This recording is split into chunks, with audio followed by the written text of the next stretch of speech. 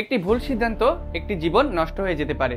বাংলাদেশে এমন অনেক পরিবার আছে যাদের একজন প্রিয়জনকে হারাতে হয়েছে শুধুমাত্র সাপে কামড়ের পর ভুল সিদ্ধান্ত নেওয়ার কারণে।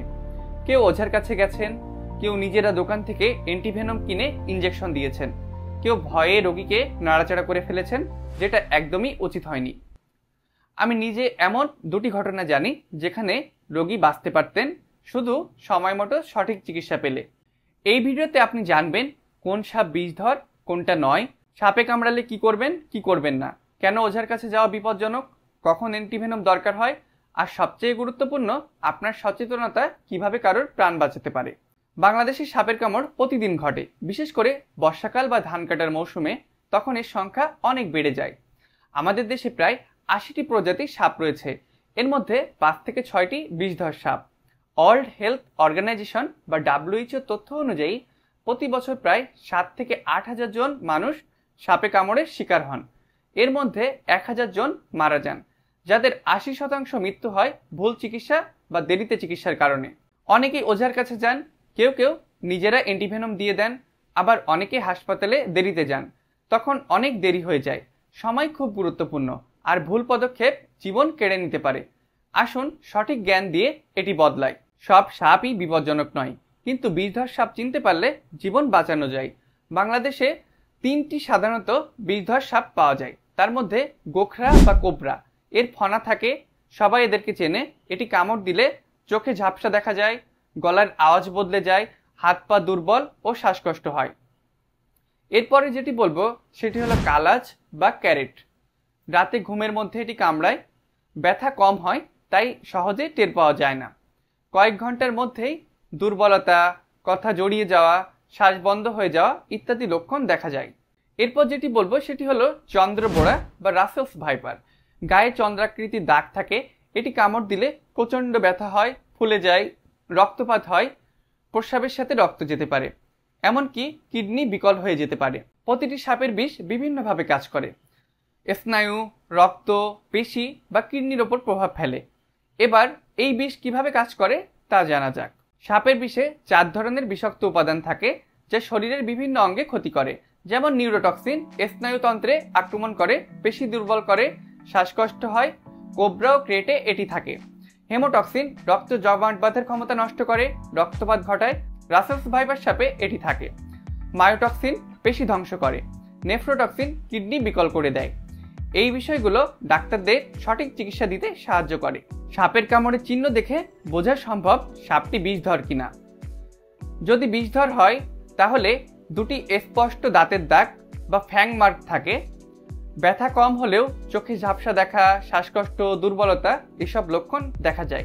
আর যদি সাপ বিষহীন হয় তখন অনেকগুলো ছোট ছোট কামড়ের দাগ দেখা যায়। তখন কোনো ফ্যাং মার্ক থাকে না, সাধারণত শুধু ব্যথা হয় কিংবা ফুলে যায়। সঠিক সময়ে প্রাথমিক চিকিৎসা প্রাণ বাঁচাতে পারে।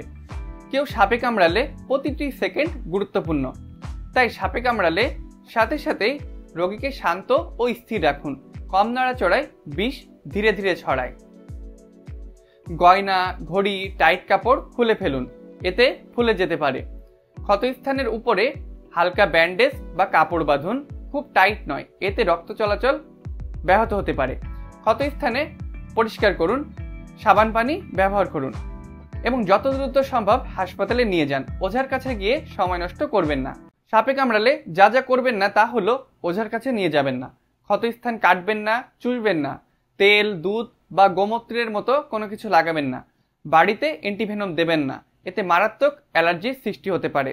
আজও অনেকে মনে করেন ওঝার ফু দিলেই বিষ বের হয়ে যায়, কিন্তু বাস্তবে রোগীকে বেশি নাড়াচড়া করলে বিষ দ্রুত ছড়ায়। কেউ কেউ ভাবেন কিছুই হয়নি, যার ফলে হাসপাতালে নিয়ে যান না। ওঝারা দোকান থেকে অ্যান্টিভেনম এনে দেন, যা অ্যালার্জি বা শকের কারণে মৃত্যু ঘটাতে পারে। মনে রাখবেন, ঝাড়ফুঁক মানেই জীবনহানি। শুধু হাসপাতালে সঠিক চিকিৎসায় জীবন বাঁচাতে পারে। অ্যান্টিভেনম হলো সাপের বিষ প্রতিরোধের সবথেকে কার্যকর ওষুধ। সব সাপের কামড়ে অ্যান্টিভেনম লাগে না, সব সাপ বিষধর নয়, এমনকি বিষধর হলেও অনেক রোগীর শরীরে একইভাবে প্রতিক্রিয়া করে না। ডাক্তাররা বিভিন্ন বিষয় দেখে সিদ্ধান্ত নেন। রক্ত পরীক্ষা, শরীরের বিভিন্ন অংশ পরীক্ষা করে ডাক্তাররা সিদ্ধান্ত নেন যে অ্যান্টিভেনম দেওয়া লাগবে নাকি লাগবে না। কেন আপনারা হাসপাতালে চিকিৎসা নেবেন? অ্যান্টিভেনমে মারাত্মক অ্যালার্জির প্রতিক্রিয়া হতে পারে, তখন অক্সিজেন, অ্যাড্রেনালিন, আইভি ফ্লুইড লাগতে পারে, যা শুধু হাসপাতালেই পাওয়া যায়। তাই ডাক্তারদের ওপর ভরসা রাখুন। আপনি চাইলেই সাপের কামড় প্রতিরোধ করতে পারেন। বাড়ির চারপাশ পরিষ্কার পরিচ্ছন্ন রাখুন, মশারি ব্যবহার করুন, রাতে বাইরে বের হলে লাঠি ব্যবহার করুন।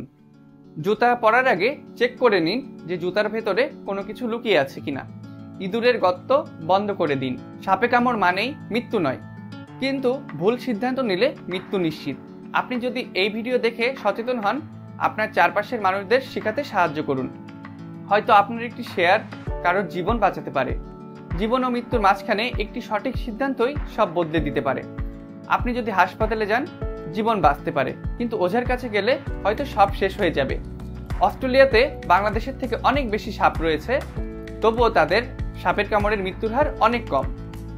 এই বার্তাটি ছড়িয়ে দিন, সচেতন হন, ভিডিওটি শেয়ার করুন, সাবস্ক্রাইব করুন, কমেন্ট করুন আপনার এলাকায় এমন ঘটনা ঘটেছে কিনা। সবাইকে ধন্যবাদ। আসুন সচেতন হই, জীবন বাঁচাই।